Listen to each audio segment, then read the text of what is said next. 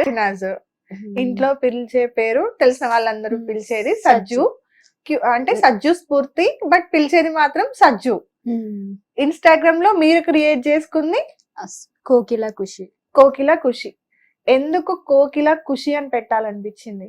అంటే నేను ఒక యాప్ లో మేము మామూలుగా మాట్లాడుకుంటాము, గ్రూప్ అన్నమాట. అందులో నా పక్క గ్రూప్. ఓకే. అందులో నా పక్కన ఎప్పుడు అక్క అక్క అంటూ ఎప్పటి నుంచో నా పక్కనే ఎప్పుడు ఉంటది ఖుషి తన పేరు. ఓకే. నా పేరు కోకిల. ఓకే. అందుకోసం మళ్ళీ ఈ పాటలు స్టార్ట్ చేసినప్పుడు కూడా అదే పేరుతో కోకిల ఖుషి ఇద్దరి పేర్లు తోటి ఐడి క్రియేట్ చేసిన అనమాట. ఓకే. సో ఖుషి అనేది ఇంకొక అమ్మాయి, మీ పేరు కాదు. మీ పేరుని మీరు మార్చుకుంది కోకిలగా. సో కోకిల అని ఎందుకు మార్చుకున్నారు? అంటే పాటలు పాడుతున్నారు కాబట్టి కాదు, మార్చుకోవడం అని కాదు, కానీ మామూలుగా ఇలా పెడితే డిఫరెంట్ గా ఉంటుంది కదా. ఇప్పుడు నేను పాడే పాటలకి ఆపోజిట్ ఉంటది కదా, మీరే ఒప్పుకున్నారు అన్నట్టు ఆపోజిట్ గా ఉంటది అని. ఫస్ట్ నీ లైఫ్ జర్నీ ఎక్కడి నుండి స్టార్ట్ అయింది? ఏ ఊరు మీది? మాది కరీంనగర్. కరీంనగర్. కరీంనగర్ దగ్గర లోకలా లేదంటే దగ్గర? కరీంనగర్ దగ్గర. విలేజ్? విలేజ్ నేమ్ చెప్పకూడదా? సీక్రెటా? అదేం లేదు, కానీ కరీంనగర్ అంటే అర్థమైపోతుంది కదా. నాది కరీంనగరే. ఓకే. సో అమ్మ నాన్న ఏం చేస్తూ ఉంటారు? అమ్మ నాన్న వచ్చేసి ఫస్ట్ అయితే నాన్నది మటన్ షాపు, అమ్మ హౌస్ వైఫ్. ఇప్పుడైతే వాళ్ళు లేరు, అంటే చనిపోయారా? ఓకే. ఓకే. ఎలా, ఏం జరిగింది? బ్లడ్ క్యాన్సర్ ఇద్దరికి. ఇద్దరికి బ్లడ్ క్యాన్సర్. ఎప్పుడు చనిపోయారు? అమ్మ ఒక 4 years 5 years అవుతుంది. నాన్న చిన్నప్పుడు చనిపోయింది. ఓకే. సిబ్లింగ్స్ ఉన్నారా? అక్క తమ్ముడు అట్లా ఎవరైనా ఉన్నారా? ఉన్నారు. ఎంతమంది? అన్నయ్య అక్క తమ్ముడు. అన్నయ్య అక్క తమ్ముడు ముగ్గురు. పెళ్లిళ్ళు అయిపోయినాయా? అయింది. తమ్ముడికి అవ్వలేదు. మీరు తమ్ముడు ఇప్పుడు ఇద్దరు ఉన్నారు పెళ్లి చేసుకోవడానికి. అన్నయ్యకి అక్కకి పెళ్లి అయిపోయింది. బాగా చూసుకుంటారా? బాగుంటారా నలుగురు కలిసిమెలిసి? పర్వాలేదు, బానే ఉంటాం. పర్వాలేదు, బానే ఉంటాం. అంటే మేము ఎప్పుడు కొట్టుకుంటూనే ఉంటాం. అవునా? మీ మధ్యలో అయితే బాండింగ్ అయితే బాగుందిగా? అందరికీ ప్రేమలు ఎక్కువే. అందరికీ ప్రేమలు ఎక్కువే. ఓకే. సో ఈ ఊర్లో సొంత ఇల్లు అట్లా ఏమైనా ఉందా? ఇప్పుడు మీరు ఇక్కడ హైదరాబాద్ ఉంటున్నారు కదా, ఎప్పుడు వచ్చారు హైదరాబాద్ కి? మా అమ్మ చనిపోయిన తర్వాత. అమ్మ చనిపోయిన తర్వాత ఇక్కడికి వచ్చారు. ఓకే. ట్రీట్మెంట్ అట్లా చేయించారా అమ్మకి? మరి చేయించినాము హాస్పిటల్లో, చాలా రోజులు చేయించినాం. తర్వాత ఒక 3 months కంటిన్యూగా హాస్పిటల్లోనే అడ్మిట్ అయి ఉంది. ఇంకా తర్వాత చనిపోయింది. బ్లడ్ క్యాన్సర్ ఒక్కటే కాదు, కిడ్నీ ప్రాబ్లం వచ్చింది, లివర్ ప్రాబ్లం వచ్చింది. ఓకే. బాగా డిప్రెషన్కి వెళ్ళిపోయావా? అవును, అంటే నాకు ఆమె ఒక్కతే ప్రపంచం అన్నమాట.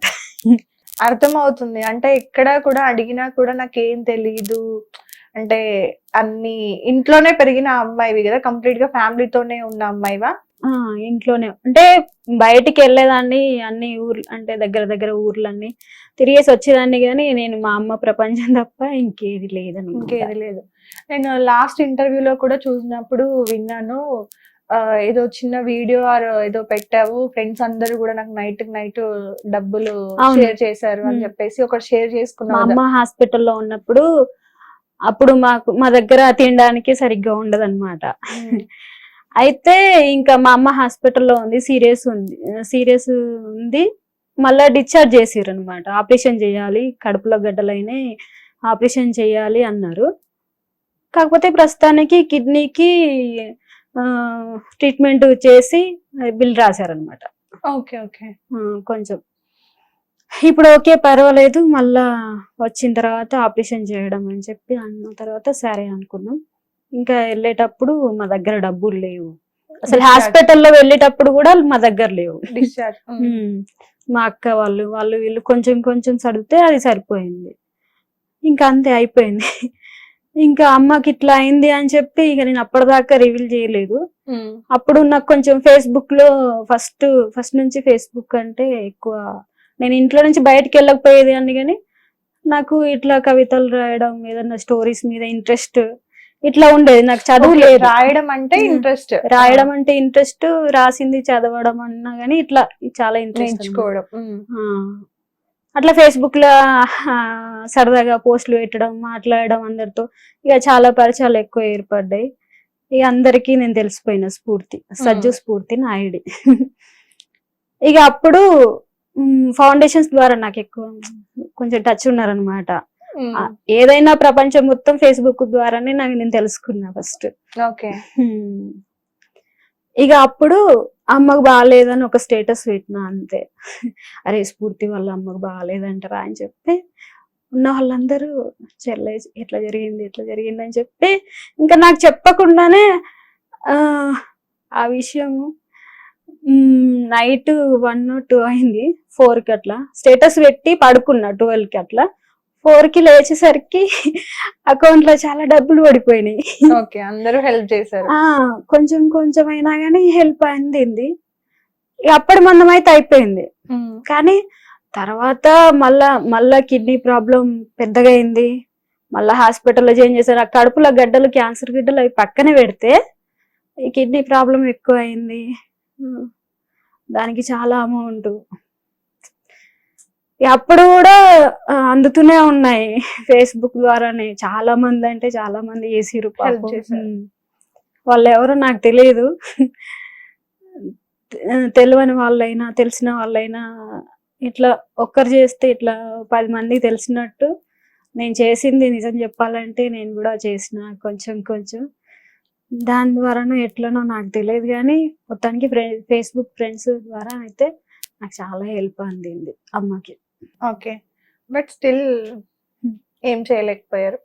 అవును, ఏం చేయలేకపోయినా తప్పదు, ఇంకా కొన్ని ఫేస్ చేయాలి. తర్వాత ఎలా ఉండే అంటే అక్క మ్యారేజ్ అయిపోయింది, బ్రదర్ మ్యారేజ్ అయిపోయింది. అక్క మ్యారేజ్ ఫస్ట్ అయిపోయింది. సో నువ్వు తమ్ముడు ఇద్దరే ఎలా బయటకు వచ్చారు అంత పెయిన్ నుండి? నిజం చెప్పాలంటే నేను బయటికి వచ్చింది నాకేం అర్థం కాకనే బయటకు వచ్చేసిన. ఓకే. అప్పటిదాకా నేను బయటికి వెళ్దాము అన్న థాట్ నాకు లేకుండే. వెళ్దామన్నా గానీ మా అమ్మనే కదా, నేను ఒక్కరోజు బయటికి ఏ ఊరికి వెళ్ళినా గానీ మా అమ్మ ఉండలేకపోయేది. అందుకోసం నేను అక్కడే ఉండేదాన్ని. నేను ఏం చూడకపోయినా చేయకపోయినా ఇంట్లో ఉన్నానంటే మా అమ్మ వేరే ఉండేది అంతే. ఓకే, సో అలా